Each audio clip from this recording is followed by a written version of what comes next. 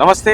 రాష్ట్ర వ్యాప్తంగా సంచలనం సృష్టిస్తున్న లగచర్ల ఘటన సంబంధించి బాధితులందరూ కూడా ఈరోజు ఢిల్లీకి వెళ్ళడం జరిగింది. ఢిల్లీకి వెళ్ళి అక్కడ ఎస్సీ ఎస్టీ కమిషన్ పైన అండ్ ఇదే నేపథ్యంలో ఢిల్లీకి వెళ్ళి కేటీఆర్ కూడా తన ఢిల్లీ టూర్ పెట్టుకొని సో ఢిల్లీలో కూడా మీడియా సమావేశంగా సో దీనిపైన ఈ ఘటన పైన కూడా రాష్ట్రం అంతటా దేశవ్యాప్తంగా సంచలనం సృష్టించే ప్రయత్నం కూడా చేస్తున్నారు తెలుస్తుంది. సో మాట్లాడడం దీనిపైన మనతో పాటు మాట్లాడడానికి టీపీసీసీ మీడియా కమిటీ చైర్మన్ సామా రామ్మోహన్ రెడ్డి గారు అన్న. నమస్తే అన్న. నమస్తే.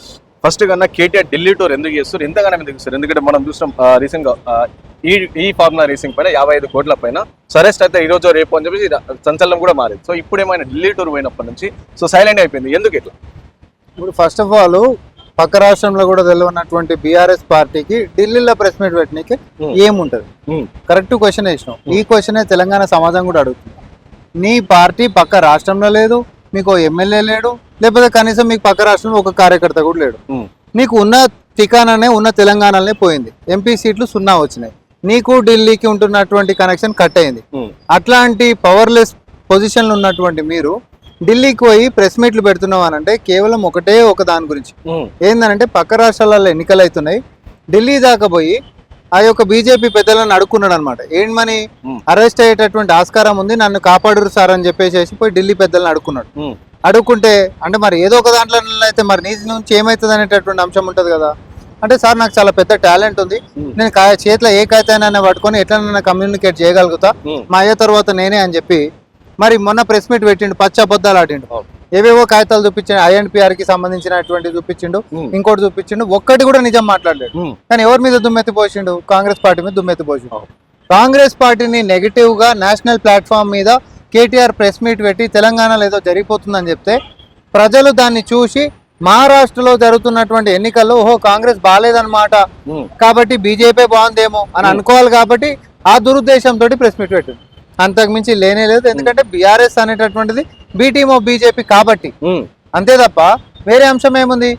ఇంకో దానికి ప్రతిసారి సాకేం చెప్తాడు, ఒకసారి సుప్రీంకోర్టు గ్రూప్ 1 పిల్లల గురించి పోతున్నాం అని అంటాడు, ఇంకోసారి ఇప్పుడు లగచర్ల సంబంధించినటువంటి ఎస్టీ బిడ్డల కోసం పోతున్నా అంటాడు. ఎప్పుడన్నా పోతే వాళ్ళ జీవితాలలో వెలుగు నింపనీకే పోవాలి. లాస్ట్ టైం సుప్రీంకోర్టుకు పోయిండు గ్రూప్ 1 మీద, కొలువులు ఆపాలని పోయిండు. కొలువులు ఇవ్వాలి, ప్రభుత్వం ఇస్తలేదు కాబట్టి ఇవ్వాలని కోర్టుకు పోలే. కొలువులు ఇస్తుంది ప్రభుత్వం, దయచేసి దాన్ని ఆపురి అని చెప్పి నోటిఫికేషన్ క్యాన్సిల్ చేయాలని పోయిండు. మీ బతుకులకి 10 సంవత్సరాలలో ఒక్క గ్రూప్ 1 కొలువు కూడా ఇచ్చినటువంటి దాఖలాలు లేకుండే. కానీ వచ్చిన తర్వాత మేము ఇస్తుంటే కడుపులలో కత్తులు పెట్టుకొని సుప్రీంకోర్టు దాకా ఫ్లైట్లు వాళ్ళు కాదు కార్యకర్తలను కూడా తీసుకొని పోయి రాజకీయాలు చేస్తున్నటువంటి తెలంగాణ సమాజం చూస్తా ఉంది. సో అంటే ఇప్పుడు కేటీఆర్ అరెస్ట్ అని చెప్పేసి ఈ రోజు రేపు రాత్రి అని చెప్పి నందినగర్లో ఒక రాత్రి అంతా కూడా హాట్ టాపిక్ అవ్వాలి. ఎందుకు డిలే అవుతుంది కేటీఆర్ అరెస్ట్? ఒకవేళ ఇప్పుడు కనుక అరెస్ట్ చేస్తే లగచర్ల ఘటన పైన ఫార్మర్స్ కి సపోర్ట్ చేస్తుంది కాబట్టి హీరో అవుతాడని చెప్పేసి పెండింగ్ ఉందా, లేకపోతే ఎందుకు కేటీఆర్ అరెస్ట్ పెండింగ్ ఉంది? ఎవడు హీరో కాదు, ఎవరు జీరో కాదు అనేటువంటి అంశం కాదు. మహేష్ భగవత్ గారు ఎవరైతే ఉన్నారో ఆయనతో ఒకటి కమిటీ వేసిండ్రు. అక్కడ జరిగినటువంటి వాస్తవాలు కూడా పూర్తి ఆధారాలతోటి.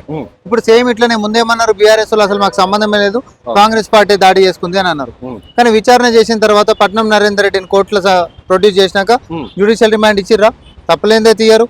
దాని వెనకాల ఉంటున్నటువంటి వాళ్ళు కూడా అరెస్ట్ అయినటువంటి రిమాండ్కి పోయినటువంటి 21 మందిలా ఆడ ఎవరైతే ఎస్టీలు అని చెప్పి మాట్లాడుతారో ఆ లగచర్ల ఊర్లో భూమి లేనటువంటి వాడు గ్రామ సభకి ఎందుకు పోతాడు కదా? ఒకటి గ్రామ సభ ఓడి కోసం పెడతారు, ఈ ఊర్లో గ్రామస్తుల గురించి పెడతారు. ఎవరు భూములు అయితే పోతున్నాయో కలెక్టర్ వాళ్ళ దగ్గరికి పోయేసేసి మీకు కంపెన్సేషన్ కావాలన్నా, కొలువులు కావాలన్నా, లేకపోతే మీకు ఇందిరమ్మ ఇండ్లు కావాలన్నా వాళ్ళని కన్విన్స్ చేయడానికి పోతారు. అసలు కలెక్టర్ రాకంటే ముంగట్నే కారంపొడి ప్యాకెట్లు, కట్టెలు, తర్వాత రాళ్ళు రెడీ చేసుకొని ముందే దాడికి పురి గొలిపినటువంటి వాడు, దాడి చేసినటువంటి వాళ్ళు ఊరోళ్ళు కూడా కాదు. ఊరోళ్ళైనా భూమి లేనటువంటి వాళ్ళు కొంతమంది ఉన్నారు. మరి ఈ కుట్రని బహిర్గతం చేసినాక కడుపులో మంటతోటి కేటీఆర్ పాపం ఏదో దాన్ని మా మీద బట్టగాల్చి మీద వేసే ప్రయత్నం చేస్తారు. బట్ రియలీ సారీ, మీరు చేసినటువంటి కుట్ర అనేటటువంటిది బయటపడదు. ఎందుకంటే గత చరిత్ర కూడా ఈ కొడుకులది ఇదే కాబట్టి. అటు తెలంగాణ ఉద్యమంలో ఇలా అధికారం లేదు కాబట్టి అధికారంలోకి రానికే అమాయకులను చేసి ఆత్మహత్యలకు పురుగొల్పారు. ఇప్పుడు అధికారం ఒకసారి పోయిన తర్వాత మళ్ళీ సేమ్ అమాయకులను టార్గెట్ చేసుకుంటా తప్పుడు కేసులు వాళ్ళ మీద పెట్టించి రాజకీయ లబ్ధి పొందుదామని చూస్తున్నారు. ఎండ్ ఆఫ్ ద డే వీళ్ళు పావుల లెక్క వాడుకునేది సామాన్యులని, అమాయకులను మాత్రమే. కాబట్టి తెలంగాణ సమాజం చైతన్యమైనటువంటిది.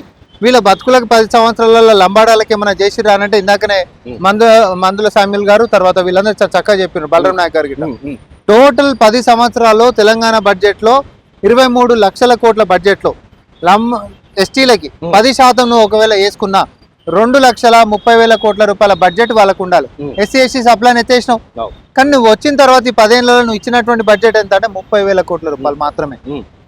అంటే ఎవడి సొమ్ము ఎవడు తిన్నాడు? నేరేళ్ల ఘటన మర్చిపోయినామా? మల్లన్న సాగర్ మర్చిపోయినామా? ఖమ్మం మిర్చి రైతులది మనం మర్చిపోయినామా? లేకపోతే ఏ అంశమైన లాకప్ డెత్తులు మనం మర్చిపోయినామా? ఎస్సీ ఎస్టీల మీద వీళ్ళు చేసినటువంటి అట్రాసిటీస్ కోర్టులు సాక్ష్యం ఈ రోజు కూడా పెండింగ్ ఉన్నాయి కేసులు. మల్లన్న సాగర్ లో మనుషులే మాయమైపోయారు. మల్లన్న సాగర్ లో లట్లు కాదు తుపాకులతోటి మనుషుల్ని ఖాళీ చేయించారు. అర్ధరాత్రి పూట DCMలు ఎక్కించి వాళ్ళని పక్క ప్రాంతాలకు తరలింపజేశారు. ఇవన్నీ ఎదురు వీళ్ళ అవినీతిని ఎవిడెన్స్లతోటి ప్రూవ్ చేస్తే టిప్పర్ల కింద తొక్కిపిచ్చి చంపించారు. వీళ్ళు వచ్చి ఈ కొడుకులు వచ్చి మాకు సూతులు చెప్తే మేము వినేటట్టున్నామా? ఇంకొక విషయం, ప్రతిపక్షంలో ఉండి నువ్వు ఒకవేళ ఎస్టీలే కాదు అక్కడ ఉంటున్నటువంటి ల్యాండ్ కోల్పోతున్నటువంటి రైతులందరి సమక్షంలో నువ్వు కొట్లాడాలని అనుకుంటే ప్రతిపక్షంలో నువ్వేం చేయాలి?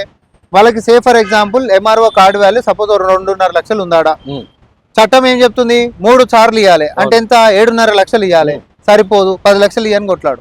కానీ నీతోటి చెప్పిపించుకునే పరిస్థితుల్లో కాంగ్రెస్ లేదు. ఎందుకంటే అది ముఖ్యమంత్రి గారి యొక్క సొంత నియోజకవర్గం కాబట్టి 18 లక్షల రూపాయలు ఒక ఎకరానికి కంపెన్సేషన్ ఇస్తున్నారు. అయిపోలే ఆడికి. సపోజ్ నీ ఇంట్లో అమ్మనైనా కాక 2 పిల్లలు పెళ్ళైన వాళ్ళు అనుకో, జంటకు ఒక ఇంద్రం ఇల్లు, ఇంటికి ఒక ఇంద్రం ఇల్లు కాదు నేను చెప్పేది, జంటకు ఒక ఇంద్రం ఇల్లు ఇస్తారు. నువ్వు ఎకరం కోల్పోయినావు అనుకో, అదే రేపు పొద్దున అభివృద్ధి చెందిన తర్వాత 150 గజాల ప్లాట్ ఇస్తారు.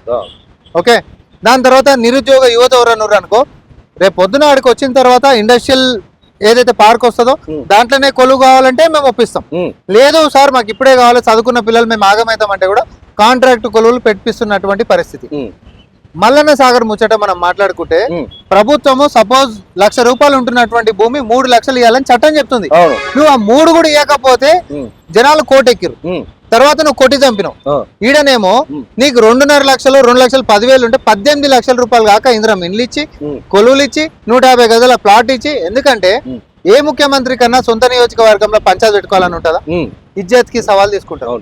నా నియోజకవర్గంలో ప్రజలు ఎవరు కూడా అందరూ హ్యాపీగా ఉండాలి. ఎందుకంటే వనరులలో నువ్వు పెద్దోడివి, అన్ని వనరులు ఇస్తున్నాడు. కానీ అరే ఇవన్నీ కూడా మనం ఏదో పుల్ల పెడదామంటే దయ పంచాయతీ అయితే లేదని చెప్పి ఏదో ఒకటి తాకలాట పెట్టాలి. ఎన్ని బెనిఫిట్స్ ఇస్తున్నా అని చెప్పి చెప్తున్నారు. అండ్ ఇన్ని బెనిఫిట్స్ మళ్ళీ ప్రజలు ఎందుకు తీసుకోలేకపోతున్నారు అంటే ఎందుకు వాళ్ళు యాక్సెప్ట్ చేయలేకపోతారు? ఇన్ని బెనిఫిట్స్ ప్రజలు తీసుకుంటున్నారు. ఏం తీసుకోకుండా 750 ఎకరాలు అనేటటువంటిది అక్విజిషన్ ఎట్లయితే చెప్పు, మిగతా వాళ్ళు కూడా తయారు ఎందుకుంటారు రేపు? ఈ రోజు కేటీఆర్ అనేటోడు జైలుకి పోతే అమనా బూతులు కేటీఆర్ ఎందుకు తిస్తారు చెప్పు? జైలు ఉంటున్నటువంటి వాళ్ళు మన మీడియాలో అది కూడా చూస్తున్నాం కదా. కేటీఆర్ పరామర్శిస్తామని ఇక్కడ పెద్ద పెద్ద అక్షరాలతోటి మీడియాలో వేయించుకొని అలా యూట్యూబ్లలో జైలు కాడ దాకా పోతే అమ్మన బూతులు తిట్టిరని మన మీడియాలలోనే చూస్తున్నాం. దేనికోసం తిడతారు? నువ్వు వాళ్ళ గురించి కూడా కొట్లాడినోడు అయితే మా ఆడోళ్ళని తీసుకొని పోయి బయట పెడుతున్నావు, కెమెరాల ముంగట పెడుతున్నా అని. లేకపోతే నువ్వు జైలు కాడికి దేనికోసం వచ్చిరా మీరంతా రాజకీయాలు చేయనీకే? ఇప్పుడు ఒక రైతు ఒక రోజు పెళ్లికి పోవాలంటేనే బాయికాడ ఎవరన్నా చూసుకొని పో అని చెప్పిపోయే పరిస్థితి ఉంటుంది. నిత్యం కష్టం చేసుకునేటటువంటి అలాని ఈరోజు 14 రోజుల పాటు ఇంకెన్ని రోజులు అనేటటువంటి తెలియకుండా అధికారుల మీదకి పురుగొల్పి కేసులలో ఇరికిచ్చి ఈరోజు రాజకీయ పాపం గడుపుకుంటామంటే ఒప్పుకుంటారా? బలిపశువులా మన ఇది కులం మధ్యలో జరిగినటువంటిది కాదు, కులాల యొక్క అంశమే లేదు. బీఆర్ఎస్ పార్టీ కుట్రకి ప్రజాపాలన పారదర్శకత జరిగిన మధ్యలో యుద్ధం అంతే తప్ప దీనికి కులాల లెక్క ఆపాదించి చేయాల్సినటువంటి అవసరం లేదు. ఎందుకంటే ఎక్కువ శాతం భూములు ఉంటున్నటువంటి సామాజిక వర్గాల్లో కూడా ఎక్కడ కూడా ఎట్లాంటి అంటే ఒక ఒప్పుకోనటువంటి తత్వం ఏడ కనిపించలేదు కాబట్టి. సో ఇంకో విషయం అన్న, మన మూసీ ప్రక్షాళన కావచ్చు, మూసీ సుందరీకరణ విషయం పైన రీసెంట్ గా బీజేపీ పార్టీ కూడా సో మూసీ నిద్ర అని చెప్పేసి ఒకటి ఏర్పాటు చేయడం జరిగింది. అయితే ఇక్కడ టాక్ ఏమొస్తుంది అంటే కేవలం ఈ లగచర్ల ఘటన డైవర్ట్ చేయడానికి బీజేపీ సడన్ గా ఆల్ ఆఫ్ సడన్ అది పెట్టింది అని చెప్పి కూడా నడుస్తుంది. ఎందుకంటే చూసాం మనం గత 15 రోజులు 20 రోజులు ఒక్కసారి రైతులకు సంబంధించి ఇంద్రపరకడ ధర్నా చేశారు, దాంతో మూసీ వాళ్ళతో రోజు ధర్నా చేయడం జరిగింది. దాని తర్వాత ఎక్కడ కూడా మాట్లాడలేని స్థితిలో సడన్ గా వచ్చి మూసీ నిద్ర అనేది ఇటు కిషన్ రెడ్డి ఆధ్వర్యంలో అందరు కూడా చేయడం జరిగింది. సో కేవలం డైవర్షన్ అని చెప్పేసి కూడా ఒక నడుస్తాం. సో మేము అడుగుతున్నాం డైవర్షన్. ఇప్పుడు డైవర్షన్ గిట్ట చేయాలంటే వాళ్ళు మా మీద ఎందుకు అటాక్ చేస్తారు? నీ మీద చేయాలేదన్నా, పాత కేసు మీద ఏదైనా తోడుతున్నట్టు. ఎందుకంటే నువ్వు మా మీద కొట్లాడుతుంటే వాళ్ళు నీ మీద కొట్లాడారు అనుకో, వీళ్ళు అన్ని ఇబ్బంది పెడుతుంటే నేను వాళ్ళ మీద కొట్లాడుతుంటే అని అనొచ్చు. నువ్వు మా మీదనే కొట్లాడబడితే వాళ్ళు మా మీదనే కొట్లాడబడుతుంది. ఇక్కడ ఎవడో వన్ మీద డైవర్షన్ అందులో కిషన్ రెడ్డి గారి డ్రామా అయితే అబ్బో నా భూతో నా భవిష్యత్తు. ఎప్పుడైనా నేను ఇంట్లో వండుకునేటప్పుడు సాక్స్లు వేసుకొని వండుకుంటావా? ఈ చుట్టుముట్టు ఇంతమంది జనాలు రోరని ఇంత దొడ్డు సాక్స్లు వేసుకొని వండుకుంటారా? ఎందుకు వండుకుంటా అండి? బ్లీచింగ్ పౌడర్లు కొట్టించుకొని, దోమల మందు కొట్టించుకొని, ఆ ఊదు అవి ఉంటాయి కదా పొగొచ్చేటి పెద్ద పెద్ద అవి పెట్టించేసుకొని చుట్టుముట్టు కెమెరామెన్లను పెట్టుకొని సగం రేప తెరిచే తీస్తున్నావురా అని చెప్పి చూసుకుంటా. ఈ డ్రామా బాజీలు ఎందుకు? మేమేమన్నాము, ఒక 3 నెలలు మీరు ఆడ బతుకూరి పోయి మీ పరిస్థితి ఏందో తెలుస్తుంది అని చెప్పి మేము అన్నాము. నువ్వు అడిగిపోయి ఏం చేసినావు? ఇంకొక ఆయన అయితే యాపపులన మరి అది బ్రష్ నాకు కూడా తెలియదు. పోయి ఆ కట్ట మీద నిలబడ్డాడు, ఇట్లా చూసుకుంటే ఫోటో బాగా తీరని చెప్పి ఇట్లా తీస్తుండే ఈటెల రాజేందర్ గారు. మరి అదే జనాభాకి ఇంకా చాలా బాగుంటది. ఒక చెంబడి నీళ్ళు మూసి తీసుకొని పుక్కలిస్తే అయ్యపోవు కదా. ముఖం కడుక్కున్నావు చెంబడి నీళ్లు తీసుకొని పుక్కలు ఇచ్చుంటే దరిద్రమే పోవు, తెలిసిపోయేది ఆడ ఉంటున్నటువంటి పరిస్థితి. నిజంగా చాలా పారదర్శకంగా ఉండేది. ఈటెల రాజేంద్ర గారు అంటే అబ్బా ఎంత మంచోడు, మన గురించి నిలబడ్డారని ప్రజలు కూడా అనుకునేది. ఈపు కనబడంగానే మిమ్మల్ని చూసి ఊంచుతున్నారు జనాలు. కొంచెమైనా సిగ్గుపడురి. ఎందుకనంటే 11 సంవత్సరాల కేంద్రంలో అధికారంలో ఉంటున్నటువంటి మీ పార్టీ 8 మంది ఎంపీలను ఈసారి కూడా మీకు ఇస్తే, 2 కేంద్ర మంత్రులు ఇస్తే మూసికి ఒక 30 రూపాయలు తేలే మీ బతుకులకి. ఈ రోజు ఒక నాయకుడు నడుం బిగించేసేసి, అరే ఒక ఆమె మాట్లాడిందండి పొద్దున్నే డిబేట్లలో, ఏదో చిన్న దోమలు వస్తే దానికి పెద్ద ఇష్యూ చేస్తుర్రండి. ఆ చిన్న దోమల మధ్యలో పోయి పండుకోపోరాదు, పోయి పండుకోపో, మేమనేది అంటున్నాము. నువ్వు నీ కుటుంబంతో పోయి ఉంటావు అనవాడ. ఆ చిన్న దోమలే కదా లక్షల రూపాయలు హాస్పిటల్లో పెట్టిస్తున్నాయి, తర్వాత మనుషుల పానాలు మింగుతున్నాయి. కామన్ సెన్స్ ఉండి మాట్లాడుతురా మీరు, లేక మాట్లాడుతురా?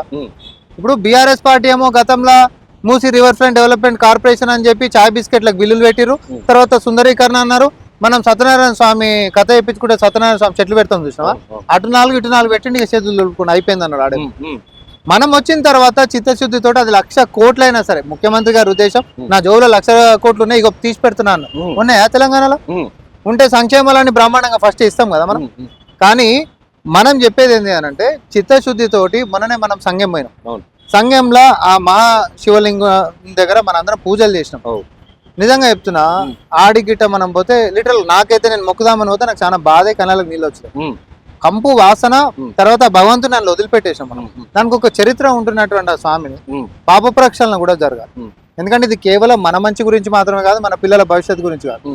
హైదరాబాద్ నడిబొడ్డులో ఒక కాలుష్యతుల్యమైనటువంటిది లక్షలు కాదు కోట్ల మందికి ప్రభావం చేస్తూ ఆరోగ్య సమస్యలను తీసుకొని వస్తున్నటువంటి ఒక ప్రక్షాళన జరగాలనా వద్దా? ఇంకోటి అంటాడు కిషన్ రెడ్డి కానీ ఈటెల రాజేందర్ కానీ, అవి కూలగొట్టద్దు.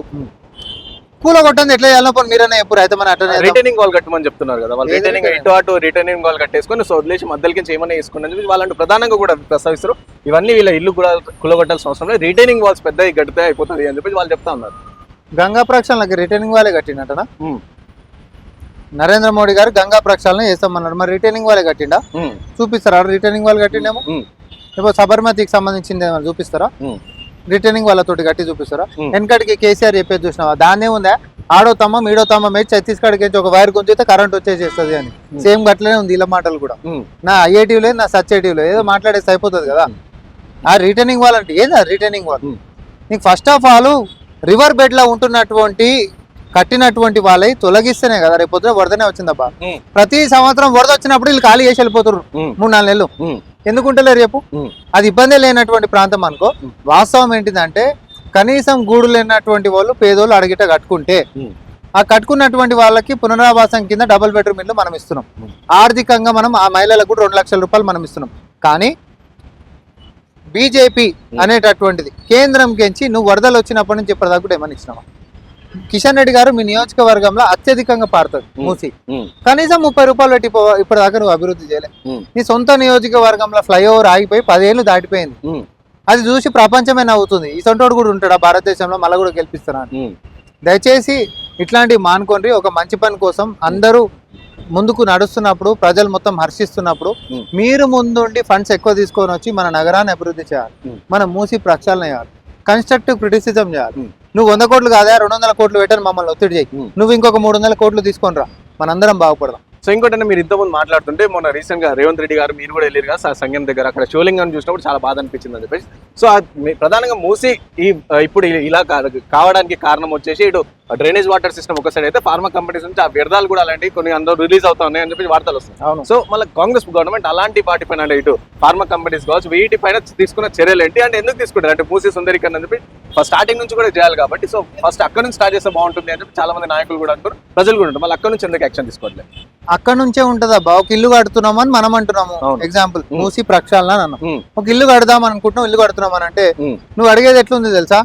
ఎవరైనా ఇల్లు కడితే ఫస్ట్ బునాది తీస్తారు కదా, తర్వాత ఫుటింగ్ వేస్తారు కదా, తర్వాత కాలమ్స్ వేస్తాయి కదా, బేస్మెంట్ వస్తాయి కదా, అన్నీ అయితే అది కానీ ఇల్లు ఎట్లా వస్తుంది? మూసి ప్రక్షాళన అంటే కూడా మురికిని సాఫ్ చేయాలి, ఎస్టీపీలు కట్టాలి, దానికి రానియకుండా చేయాలి. సుందరీకరణ కాదు, ప్రక్షాళన మళ్ళీ కూడా చెప్తున్నాం. ఎంక్రోచ్ అయినటువంటి వాటిని కూడా దూరం చేయాలి. రేపు పొద్దున పెద్ద ఎత్తున వరద వచ్చినా కూడా జనాలు మునిగిపోకుండా, తద్వారా ఇంకొకరికి నష్టం జరగకుండా అన్ని జాగ్రత్తలు పడుకుంటే మూసి ప్రక్షాళన అంటారు. సో ఇల్లు నిర్మాణం అని ఎట్లా అంటున్నామో మూసి ప్రక్షాళన ఎట్లా అంటున్నాం. ఇప్పుడు సున్నం వేస్తారా, మీరు బేస్మెంట్ తీస్తారా, లేకపోతే ఇంకోటి చేస్తారా, ఇది అర్ధరహితంగా ఉంటుంది అని చెప్తున్నా.